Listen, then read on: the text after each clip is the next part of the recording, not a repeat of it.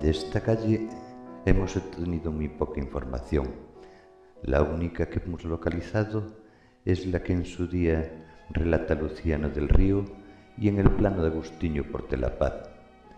Algunos historiadores dicen también que esta calle se podía llamar del Arco porque existiría un segundo arco del puente del Burgo, que no podemos confirmar este hecho.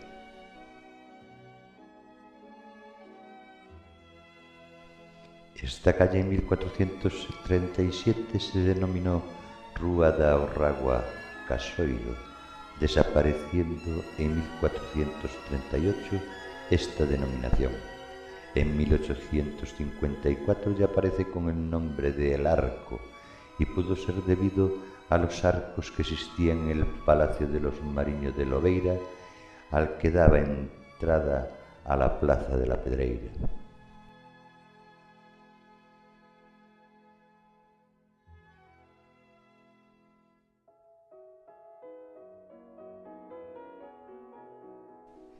A mitad de la calle, esta calle la cruza la calle San Xulián. En esta calle también se conserva algún edificio de la época, con arcos y soportales.